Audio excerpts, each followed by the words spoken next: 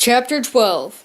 Plug Firetail had a reputation as the slyest, most bloodthirsty fox afloat. His ship, the Sea Cab, was the biggest freebooting vessel in all the northern waters, crewed by the rankings and scrappings of vermin, whose savagery was second nature. Since dawn, Plug had been watching the beacon burning at the Rift Guard head. Seeing the signal fading from his stern cabin window, Plug rose to the high of bad humor. Grabbing his long skirting coat of plush green velvet, which had seen better days, he swung it round his shoulders and seized the double-bladed axe that was his favorite weapon. Sneaking purposely up to the champion-way stairs of the aft deck, the silver fox muttered darkly to himself, "The blistering barnacles in this ship's keel are more of use to me than these large-brained crew." An enormous fat wharf rat with no ears to speak of was fast asleep over the Sea Cab's tiller. Plug halted within a pace of the creature and spat on both paws. Holding the axe sideways, he swung it hard, slamming the blade flat across the rat's sustainable rump. Splat! It had the desired effect. Grubbage the bowsman squealed in pain as he let go of the tiller and danced in a little circle, rubbing frantically at his bottom. "Yow! Mercy, Captain, mercy!" Plug took over the tiller, bringing his vessel around until it was headed for the beacon. He kicked out at Grubbage. "All mercy ye, you great waddle-bummed golly-whopper! Don't you see a beacon blazing yonder?" Tears poured from the rat's squinched-up eyes as he cocked his head to one side. He rubbed away at his smarty behind. "What'd you say, Captain?" Plug roared aloud in the bowsman's face. "Are you blind as well as deaf, Lord Gut? I'll see you. I said you don't see the beacon blazing at Rift Guard." Grubbage pulled up both sides of his turban, revealing a severed stump of both ears. "What do you say, Captain? Some beast eating at the grizzin over the guard's head?" Plug leaned over the tiller, clapped a paw across his eyes, and sighed deeply. When he looked up again, his first mate, a thin, gaping-toothed weasel called Slitfang, had arrived. He pointed excitedly at the beacon. "Har! Look at what I just spotted, Captain! Some place afire!" Grubbage looked towards where Slitfang was indicating. "Do you think some beast is happening to feast? Roasting fish, probably, eh, Captain?" Plug gestured to the two of them. "Come here, stand close to each other, together, right here in front of me." They obeyed without question. Plug banged their heads together so hard that they smiled genially at him. "Take this tiller, Slitfang. Keep her dead on the light, or I'll tie you to a rock and use you for an anchor." Grubbage roused the crew and told them to make for full sail. The silver fox paddled down off to his cabin. Grubbage massaged the side of his head in bewilderment. "Growls has flew with a cake full of pudding. Slitty me old messmate. Do you think the captain's gone soft in his head?" Slitfang was wiggling a paw in his ear, the one that had collided with Grubbage's head. "Whilst the captain won't do that, it'll make my... I wish the captain wouldn't do that. It makes a ringing in my head." Grubbage nodded agreement to his mate. "Aye, I'd sooner be singing in my bed too. Oh, suppose I better order the crew to make full sail." "Huh, I'll go do that. I'll got to do all the thinking on the ship, while the captain strolls around talking rubbish." Soon all the motley crew was on deck, hauling on the ropes to raise the sails. Grubbage swung a knotted rope ends at anyone who was slacking. "Come on, you son of slop barrels, put some backbone into it. Let's hear you sing a freebootin' shanty, and sing out loud. I hate the way you whisper your songs. Ruins a good tune." The Sea Cab's crew roared out a ditty as they pulled in the ropes in unison. "When I was just a young'un, I left my family. While all I could was steal 'em off, I ran away to sea. And me captain cried hooray, that's the freebootin' way. I took the course in wickedness and plundering I came first. In slyness and thieving I was voted best of worst. And to every beast I'll say, that's the freebootin' way. I'll rob the eyes from out of your head, if you ain't watching me, and anything that ain't nailed down, I'll take with me for free. Who says the crime couldn't be, that crime don't pay? That's the freebootin' way. When I rolls into dinner, I smiles at all me mates. I robs them of their grog pots and victuals off their plates. And if they complain, I say, that's the freebootin' way. Early in the morning, I hears a bluebird sing. I fixes it right smartish with a rock out of my sling. And the shipmates laugh and say, that's the freebootin' way. Captain Rifton was breathing hard from his long run along the cliff tops. He made his report to 3 pure ferrets in the throne room. His attention stood awaiting orders. Agnew shrugged. Tell der freebirders to anchor in de bay and bring dem up here. Ven must bargain mit dem. Cunder roughly jousted Blythe out of his way and stood in front of her father's throne. No, I tell them to drop anchor outside de bay. Then they must lower der rowing boat. Only de captain and officers. I not having the full crew of scum inside here, yar. Agnew did not like having his orders countermanded, but he saw the wisdoms in Cunder's statement and nodded to Rifton. Yar, it to be as ye say. Bring der captain and a few others. Keep them under close guard.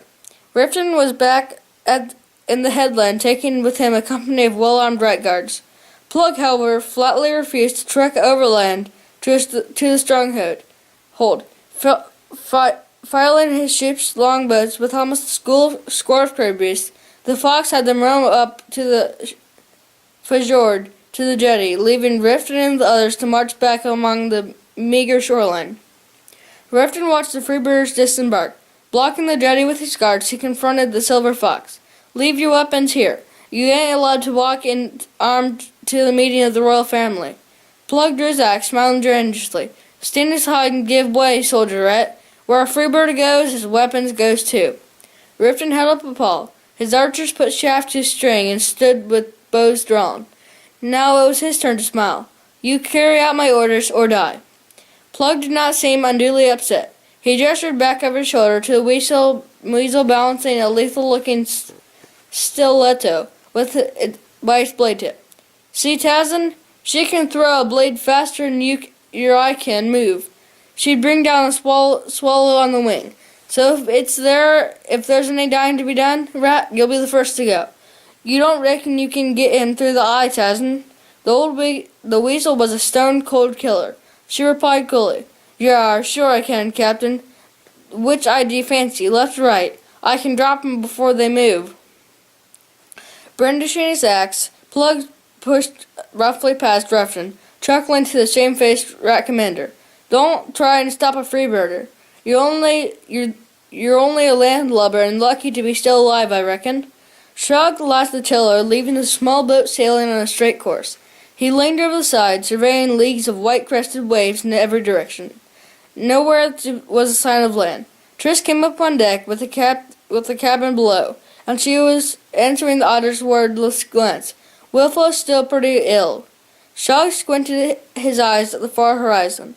Stands to reason. She took a bad knock from the slingstone. It ain't feeling too grand either. There ain't a scrap of food or a drop of fresh water aboard this craft. Are you still there, or is it just a little bit of something stowed away, a flask of cordial or a moldy old crust? The squirrel maid stretched her paws wide. Not a single thing. And they were going to provision her that afternoon, but we stole the ship before they could. While you've been up here, I've been searching below again. All I could find was a couple of parchment scrolls, nothing else. Shrug tightened his belt another notch. So it looks like we can starve to death in freedom, mate. Let's go and take a peek at those scrolls. Who knows what they might be? There might be an island somewhere not too far off.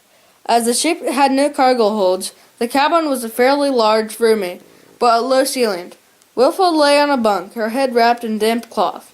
The hogmaid was sleeping fitfully, tossing and turning. Triss did not like the look of her, seasick, hungry, and injured. It was a worrying situation. Shrog opened 2 scrolls, shaking his head with disappointment. He wrapped his paws in the first one, calling Triss away from her patient. "Will you come and look at this lot of rubbish? What's all this gobbledygook supposed to mean, eh?" The squirrel maid peered closely at the symbols neatly marked in black ink. recognizing only a few. This little bit here on the top is the initials of the Royal House of Riftgard. A mouse slave who was a woodworker told me he'd carved it into different objects many times. R-H-O-R, see? The otter traced the symbols with his paw. Of course, they even carved it into the stern of the ship. But who does the other bit say? Gnawing on a paw nail, Triss studied the rest closely. I can make out the odd letter here and there, but I'm sorry, mate, it doesn't mean anything to me. She continued to stare at the symbols. I can make out the R, H, and O a few times, but I can't make heads or tail of the rest. Well, let's take a look at the other scroll. Maybe it will be a bit more helpful. Shrog grew quite excited as he viewed the other chart. Har, 'tis a map. I know this bit. Here's the place we come from, Riftgard. Here's the stronghold and fjord and the sea beyond. Strike me rudder, Triss. This is one big sea we're sailing in. I never knew there's that much water in one place. Triss traced the charted line that had been marked on the map. It came out from Riftgard's fjord, sailing straight into the seas, traveling due west. They'd taken the board swinging curves southward. Farther down, the land was indicated, but only by one side of the coast. Then their route went south, taking a sharp dip east towards the land, which was indicated what looked like a river running out across the beach. Triss sighed. Well, it all looks very nice, but how do you know where we are in relation to it all? We could be anywhere. Shog, however, did not share her bafflement. See, there's a compass drawn in the left corner down here. The North Star marked clear, right over the north point of the compass design. Here, what's this? It's a blinking blot of ink or a tiny island. Just off the route where it starts to bend south. Look. The squirrel maid rubbed the dark speck with her paw. Could be a blot, I suppose, or it may be an island. Whelpa moaned and rolled over. She was nearly falling from the bunk as Triss reached her and toned her back again. Wringing out the scrap of cloth, the squirrel maid wetted it against a shallow dish of seawater and bathed her friend's face with it. Still completely out of her senses, the hog maid licked at the salty dampness. Shog perched his grip grimly. She'll have to have water soon, fresh water. We'll all need drinking water, and we're perilous afore too long. We'll tend to the poor creature, Triss. I'm going up to deck to look about, see if I can fix our position. It was fully night when just a sliver of the moon, like a slivery nailed paring, surrounded by stars in the cloudless night. Shrog sat at the tiller, his head thrown back, exploring the countless points of starlight that dotted the velvet dark skies in the dizzying numbers. After a while, the otter's neck began to ache, but he had made a decision. Pointing up at a bright moon, still jewel of the night, he spoke aloud to himself. "'Tis the North Star, it's got to be." Setting the tiller on course, he trimmed out the single sail and began heading away from the star. Triss tended to Wilfo until the hog maid lay still, so that she would not roll out of the bunk again. The squirrel maid lay down beside her. It was not long before Triss closed her eyes and fell into a slumber. Her dreams she saw the sea, even restless, wave lapping upon wave, murmuring to a smoothing sound that only vast deeps can produce. Gradually she realized the voice was calling her softly at first. "Triss, Triss Carr, my daughter, I see you." A squirrel and a mouse were floating towards her, their paws not touching the water, which flattened itself to make a path for them. Although she could not remember his face, Triss knew the squirrel was her father. She called to him, "Father! Father!" He smiled at her and pointed to the mouse. Triss felt tears spill into her face and heard herself train. "Triss Carr, I am called Triss Carr? I never knew." The image of her father began to fade as he spoke again. Druff would have told you, when the day came. He faded altogether, and Triss left alone with the mouse. Her senses immediately told her that it was no ordinary mouse. He was clad in a shining armor and held a wondrous sword, which was like she'd never seen. Not even among the best blades in Princess Kundra's armory. The mouse had a kindly face, although Triss could see the light of a warrior's shining in his eyes. He reached out with the sword and touched the paw gently with its tip. His voice was warm and deep, but stirring somehow. Triscar, this is the name of a great sword maid. Sleep, little Triscar, sleep. When the vision was gone, she descended into a comforting darkness of deep slumber. It was bright day when she awoke. Wilful was still sleeping, but her breathing was shallow and labored. Triss hauled herself stiffly from the bunk. Her mouth felt dry as a bone, her tongue swollen and awkward. Blundering up on the deck, she stood dumbly, watching Shrug. He was standing at the tiller, shedding the strands of a short length of rope. It was several moments before he realized she was there. The elder blinked wearily. Just seeing if I could put together a fishing line. Don't know what I'm supposed to use for bait. How's Wellfoot today? The squirrel maid sat down beside him, drawing her ragged gown around her in a slight morning breeze. What? Oh, Wellfoot, she's sleeping. What do you think, Shug? Are we going to die out here in this great sea? The elder continued to pick out the rope strands. Well, where would you sooner die, Missy? Back at Raveguard as a slave beast, or out here on the deep with me at your side? Triss managed to smile. She patted Shrug's paw. I'd rather not die. It's all the same with you, mate. The elder put aside a piece of rope. I do want to live too, you know. That's why I set course by the North Star.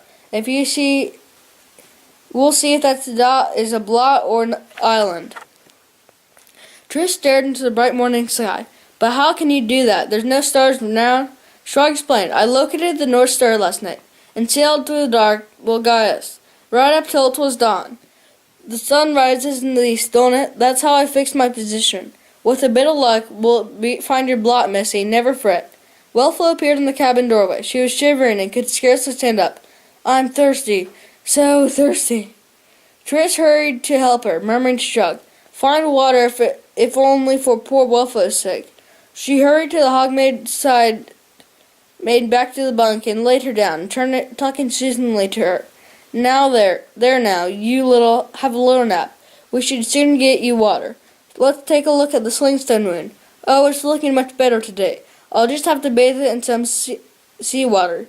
That's nice and cool, isn't it? As Wellflow's eyes closed, she spoke at the squirrel maid. Is your name Triscar? Triss was taken aback. Yes, it is. Who told you that? Wellflow murmured as she sank into a daze. You did, last night.